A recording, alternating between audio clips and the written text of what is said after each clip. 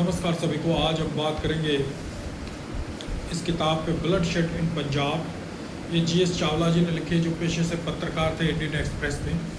उन दिनों में जो कि भी कुछ ऑपरेशन ब्लू स्टार के रिगार्डिंग केंद्र सरकार और अकालियों के बीच में, पंजाब की लीडरशिप के बीच में जो बातचीत हुई थी, कैसे वो बातचीत नाकाम हुई और उसके बाद ऑपरेशन ब्लू स्टार जैसे हालात बने और जो भी कुछ हुआ कि एक दशक तक पंजाब जलता रहा। इसमें लेखक ने ख़ास तौर पे इंदिरा गांधी को एक बड़ी अच्छी नोबल लेडी बताया है और सारा जो दोष है, जो पहले जो काम खराब करने, वो आसपास के जो उनके सलाहकार, जो उनके लीडरशिप थे, अरुण नेहरू, एमएल फोटेदार या भजन लाल, जो सब तत्कालीन मुख्यमंत्री थे हरियाणा के, उनको बताया है। और राजीव गांधी को भी बड़ा अच्छा इंसान बताया है कि कैसे राजीव गांधी भी कोई सिखों से नफरत नहीं करते थे, उनको भी उनके सलाहकारों ने ख़राब किया। कैसे जब अकाली लीडरशिप 1982 में जेल में थी और पंजाब के हालात ख़राब हो रहे थे, उन दिनों में मेन लीडरशिप सारी जेल में थी और भिंडरा वाले सारा कुछ, जरनैल सिंह भिंडरा वाले जो थे, वो सारा कुछ सर्वे सर्वा थे, वो एक कानून से ऊपर उठ चुके थे, उनका एक अलग अपना कानून चलता था। उसके बाद अकाली लीडरशिप इसके लिए बड़ी चिंतित थी, मैडम इंदिरा गांधी, और उन्होंने इस समस्या के हल के लिए अकालियों से बातचीत के लिए ख़ास तौर पे राजी किया सरदार स्वर्ण सिंह जी को, जो कि एक वरिष्ठ नेता थे। और सरदार स्वर्ण सिंह जी सबसे पहले उन दिनों में जो अकाली लीडरशिप थी, सरदार प्रकाश सिंह बादल, गुरचरण सिंह टोराया और अकाली लीडरशिप जो जेलों में थी, उनसे जाके जेलों में मिलते थे और उन्हें किसी तरह राजी किया। फिर उसके बाद जब अकाली लीडरशिप बाहर आए तो उन्होंने धर्म युद्ध मोर्चा खोल दिया और 4 नवंबर को अनाउंस किया कि कैसे एजिटेशन जो है आगे बढ़ाई जाए। उसके बाद सरदार स्वर्ण सिंह जी केंद्र के लीडरों के सामने, कमेटी के सामने बैठ के उनसे प्ली करते हैं कि किसी तरह कोई कमेटी गठित की जाए, कोई ऐसी कोई बात तैयार की जाए जो कि अकालियों को आगे और एजिटेशन करने से रोका जाए। उनकी बात पे कमेटी गठित की जाती है, जो कि डॉक्टर पीसी अलेक्जेंडर, जो प्रिंसिपल सेक्रेटरी इंदिरा गांधी के थे, और इसमें नेगोशिएशन की जाती है, फ़ोन पे नेगोशिएशन होती है।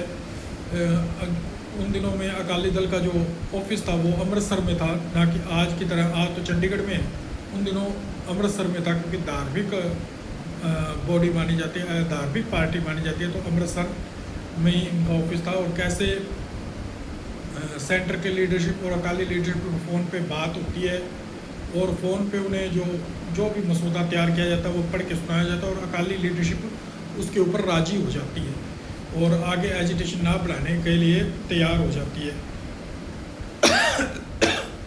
और इसके बाद जो लेखक होते हैं जीएस चावला जी, वो शाम को PP Nair home minister to meet PP Nair,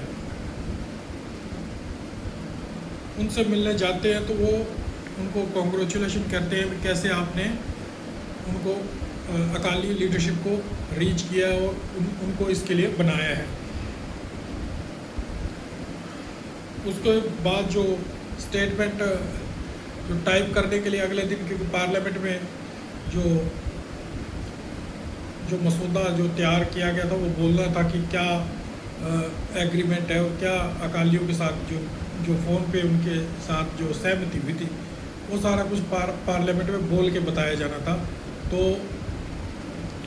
वो जो टाइप हो रहा था, तो उसके ऊपर लेकर कहते हैं कि मैं इसको छापूंगा नहीं, प्लीज़ मुझे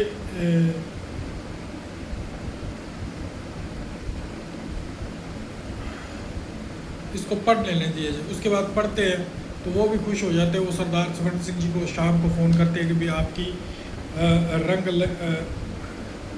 आपकी जो कोशिश थी वो रंग लाई, और जो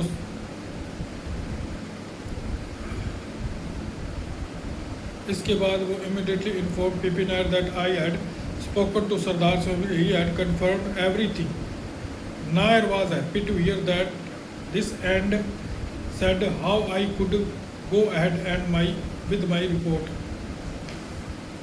तो सब कुछ उसके बाद सही हो जाता है कि कल ये पार्लियामेंट में बोल दिया जाएगा और आगे जो भी बातचीत होगी वो केंद्र और अकाली दल की मौजूदा धार्मिक लीडरशिप थी जो पंजाब के मुद्दों के ऊपर उस समय जो मोर्चे लगाए जा रहे थे उस पर आगे बातचीत होगी।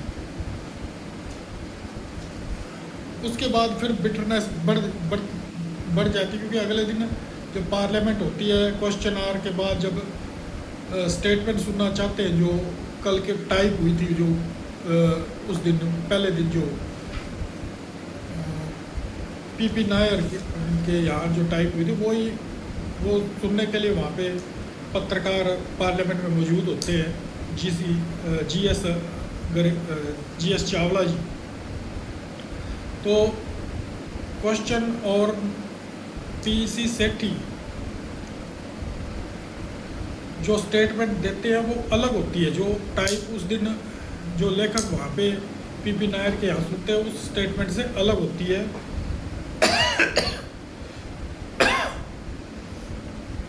उसके बाद लेखक भाग के स्वर्ण सिंह के पास जाते हैं और स्वर्ण सिंह ये चेंज कैसे आया तो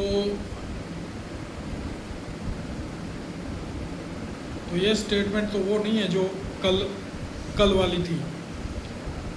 तो उसके बाद स्वर्ण सिंह कहते हैं कि मैं मेडिटेशन से जो दोनों के बीच में समझौता कराने के बीच में मुझे नियुक्त किया था उससे मैं अपने आप को बाहर निकालता हूँ और वो इसमें से अपने आप को बाहर निकाल लेते हैं।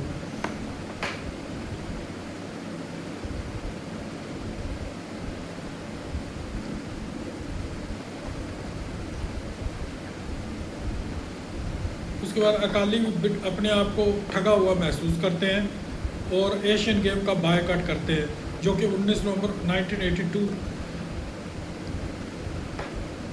उसके बाद कड़वाहट जो होती है अकाली और सेंटर सरकार के बीच में जो बढ़ती जाती है। उसके बाद कुछ दिनों के बाद पीपी नायर से जब लेखक मिलते हैं तो इसके बारे में कहते हैं कि पहले तो वो बताने से इनकार करते हैं, उसके बाद वो बताते हैं कि आप इसको अखबार में नहीं छापेंगे। तो वो बताते हैं कि मैडम इंदिरा गांधी की तरफ से ही इस स्टेटमेंट को चेंज करने के लिए रात को 11 बजे उनको फ़ोन आता है कि इस स्टेटमेंट को चेंज किया जाए और उसके बाद वो वापस दोबारा से स्पीकर को भेजी जाती है। इंदिरा गांधी के जो उन दिनों में लेखक जो सारा इल्ज़ाम लगाते हैं वो ख़ास तौर पे अरुण नेहरू और एमएल फोटेदार, पी शिवशंकर जो लॉ मिनिस्टर थे, पीके कौल जो कैबिनेट सेक्रेटरी थे, गोपी अरोड़ा, ये सारी मंडली जो उस समय थी जो जॉइंट सेक्रेटरी थे पीएमओ के, इनको हार्डलाइनर थे, इनको जो अपने प्रो हिंदू ग्रुप बताते हैं, इनको जिम्मेवार जो उन दोनों हालात जो सारा समझौता खराब करने के लिए जिम्मेवार बताते हैं। और ख़ास तौर पे जो उस समय हरियाणा के चीफ मिनिस्टर थे भजन लाल, उनको भी जिम्मेवार, हरियाणा असेंबली के इलेक्शन भी आ रहे थे और कहीं ना कहीं ये भी बात कही गई थी कि अगर ये बातें मान ली जाती है तो ऐसा लगेगा कि अकालियों के सामने केंद्र सरकार ने, कांग्रेस की सरकार झुक गई है और इसका नुकसान जो है वो हरियाणा इलेक्शन में हो सकता है। तो ये भी जो स्टेटमेंट थी वो चेंज करने में ये एक कारण, बहुत महत्वपूर्ण कारण रहा। इसके अलावा ज्ञानी जैल सिंह और जो उस समय कैप्टन अमरिंदर सिंह थे, वो कैप्टन अमरिंदर सिंह और जैल सिंह चाहते थे कि किसी तरह जो उस समय के तत्कालीन चीफ मिनिस्टर दरबारा सिंह को उठा के कैप्टन अमरिंदर सिंह को चीफ मिनिस्टर बनाया जाए और वो यूज़ कर रहे थे कैप्टन अमरिंदर सिंह पटियाला से। इसके बाद स्वर्ण सिंह इससे निकल जाते हैं और कैप्टन अमरिंदर सिंह और रवि इंदर सिंह को केंद्र और अकाली दल और सेंटर और अकालियों से बातचीत के लिए रविंदर सिंह जी और कैप्टन अमरिंदर सिंह को नियुक्त किया जाता है।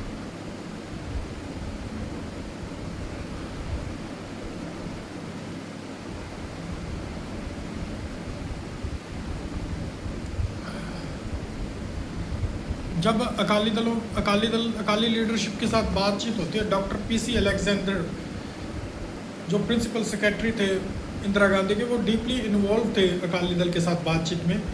जब वो किताब लिखते हैं तो वो उस किताब में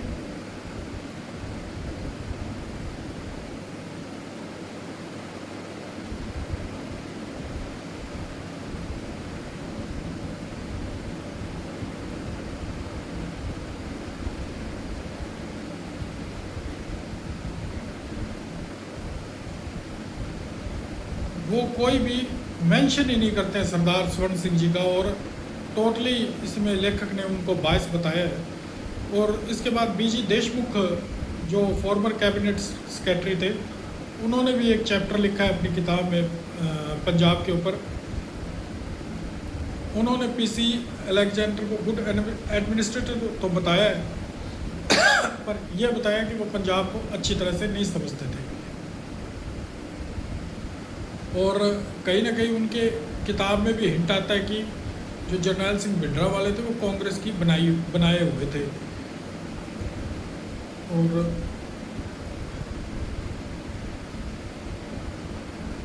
after the 4 November statement of the 4 नवंबर के उस स्टेटमेंट के बाद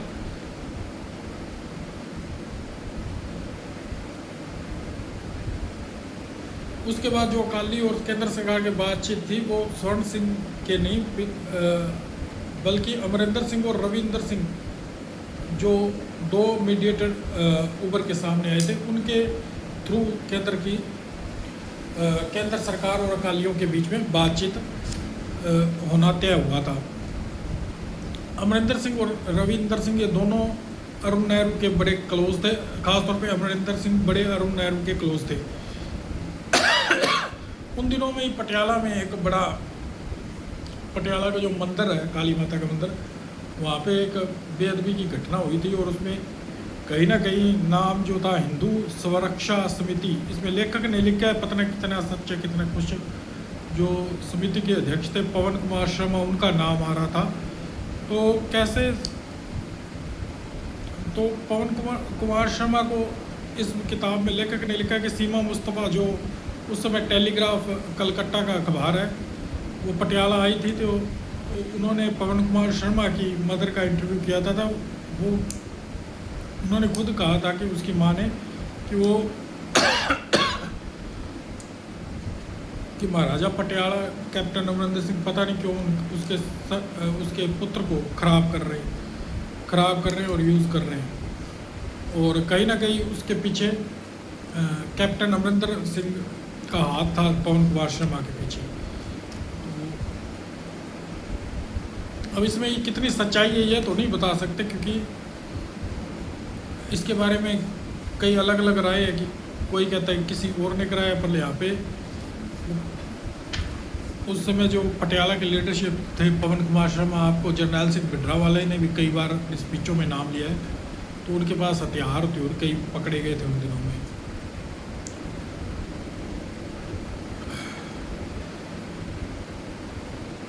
तो जो टॉक्स थी वो फेल हो रही थी। वो फेल होने के बाद कि इसमें यह भी कहा कि दल खालसा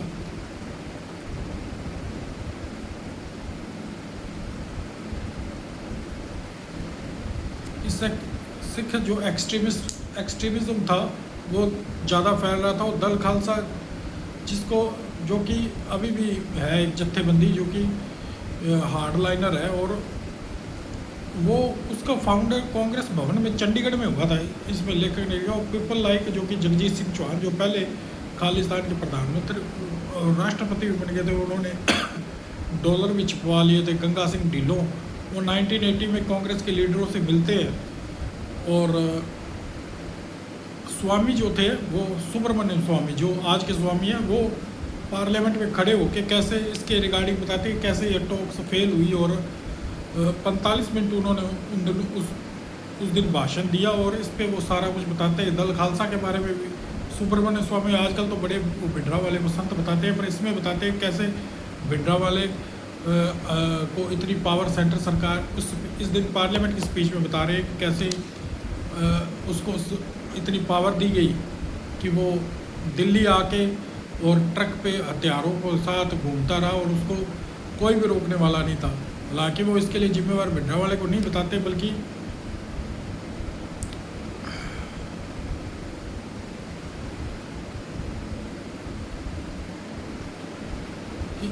अगर आप ज़्यादा एक्सट्रीम में जाओगे तो वो इनकरेज होगा। तो ये सब कुछ इल्ज़ाम उस दिन सुब्रमण्यम स्वामी, जो कि आजकल बीजेपी पे प्रधानमंत्री मोदी के पीछे पड़े हुए हैं, वो उन दिनों पार्लियामेंट में इन सब पे बोल रहे थे।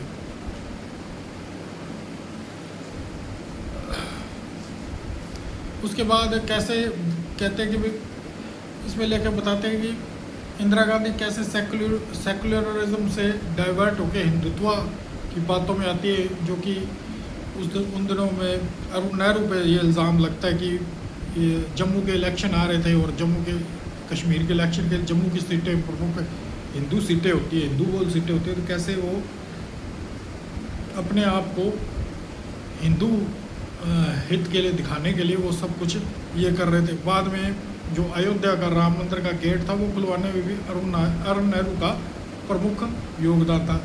और भजनलाल का भी रोल इसमें वो बताते हैं कैसे भजनलाल क्लोज थे ML फोतेदार के। उसके बाद कैसे वो इंदिरा गांधी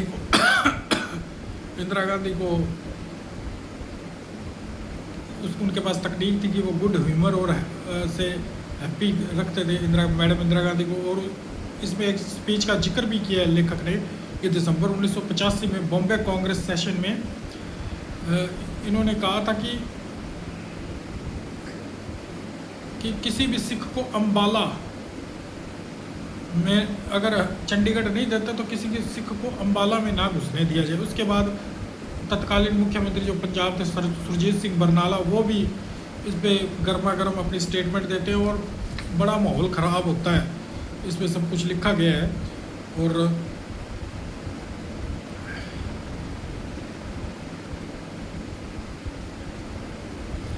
कुल मिला के इसमें पहले चैप्टर में लेखक ने लिखा है कि सारा जो मंडली थी जो इंदिरा गांधी और राजीव गांधी के इर्द गिर्द की, वो उन्होंने बहुत ख़राब किया। कैसे सरदार स्वर्ण सिंह जी को साइडलाइन किया, जो ML फोतेदार या अरुण नेहरू या ज्ञानी जैल सिंह, कैप्टन अमरिंदर सिंह, इन सबको दोषी बताते हैं। इन सब की लालसाएँ थी। कैसे ज्ञानी जैल सिंह चाहते थे कि 1975 में कॉर्नर किया इमरजेंसी के दौरान सरदार स्वर्ण सिंह को कॉर्नर किया। और कैसे बाद में दरबारा सिंह को मुख्यमंत्री हटा के उनके पंजाब में इंटरेस्ट था तो वो चाहते थे कि कैप्टन अमरिंदर सिंह मुख्यमंत्री बने।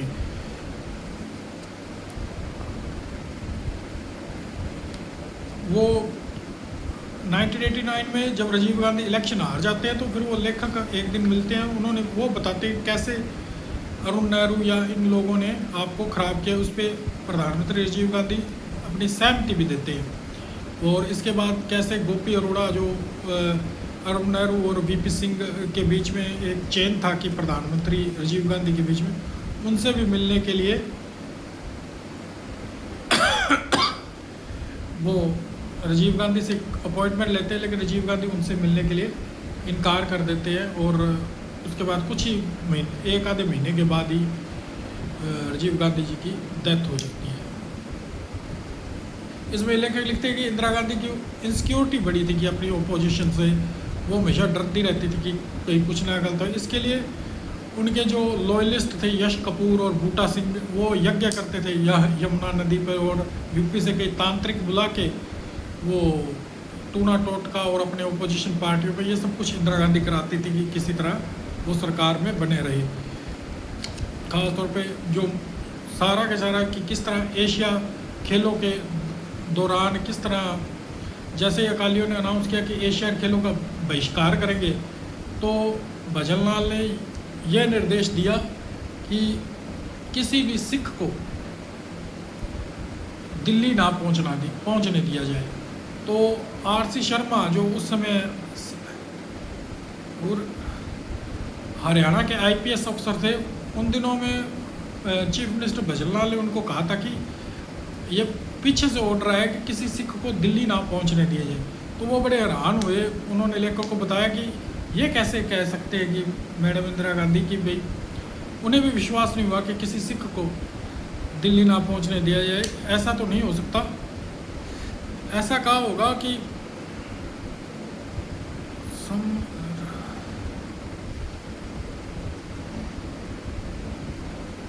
वो आरसी शर्मा जी थे, वो खुद बिलीव नहीं कर पाए कि कैसे एक प्रधानमंत्री ऐसे कह सकती है। उन्हें डाउट हुआ कि ये भजनलाल ने खुद कहा है, ना कि इंदिरा गांधी ने कहा है। कि यह तो हो सकता है कि किसी एक्सट्रीमिस्ट या अकाली को दिल्ली ना पहुंचने, ये नहीं हो सकता कि किसी सिख को। पर भजनलाल ने अपने तरफ से ये स्टेटमेंट बना के उनको कहा कि यही कहना है कि किसी भी जो उस समय आईपीएस अफसर थे, उनको यही कहा कि किसी भी सिख को दिल्ली ना पहुंचने दिया जाए। तो ये बड़ी और उसके बाद पहुंचना भी नहीं दिया गया, बड़े बड़े अफसरों के साथ बदसलूकी हुई। और उसके बाद जो हुआ कि जो बाहर बैठे सिख थे उनमें एक नफ़रत फैल गई इंदिरा गांधी के प्रति, और उन्होंने फिर पैसे भेजने शुरू किए, जिस तरह किसान आंदोलन ने भेजे। और हमने देखा ही था कि भिंडरावाले को फिर पैसे भेजने थे, और जो मोर्चा था वो और ज़्यादा तेज हो गया था। और किस तरह आगे जो तनाव था वो और ज़्यादा बढ़ता गया।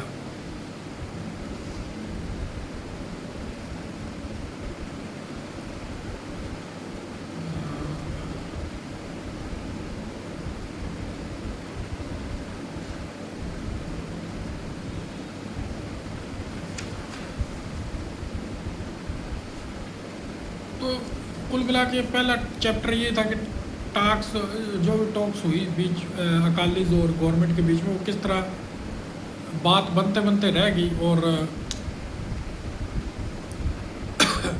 फ़ोन पे टॉक्स हुई, और इसमें Prakash Singh Badal, GS Toda, president of the SGPC Jagdev Talwandi, और बलवंत सिंह जो अकाली दल की तरफ से शामिल थे। और स्पेशल कमेटी जिसमें सरदार Swaran Singh, Sant Harcharan Singh Longowal had called a meeting to district jathedar and working committee member on 4 November 4 November at Amritsar to decide the next course of action. उसके बाद जब Sardar Swaran Singh pleading with the cabinet committee to make some official announcement on in the parliament, वही सारी बात इसके अंदर आ गई कि किस तरह पर वो स्टेटमेंट चेंज कर दी, और जो एग्रीमेंट होते होते रह गया, और उसके परिणाम बाद में हम सब ने देखे कितने घातक साबित हुए। तो कुल मिला के इस पहले चैप्टर में यही लिखा गया कि जो सारे जो माहौल ख़राब करने वाले थे वो उसके लिए जिम्मेवार या तो अकाली लीडरशिप थी, या कैप्टन अमरिंदर सिंह, ज्ञानी जैल सिंह, या अरुण नेहरू, ML फोतेदार, भजनलाल, या और ये सारी मंडली जो उस समय गोपीनाथ अरोड़ा या कुछ और जो भी इर्द गिर्द के जो लीडर थे, जो मंडली थी, जो सलाहकार थे राजीव गांधी के और इंदिरा गांधी के, वो सब इस सारे एग्रीमेंट को सैबोटेज करने में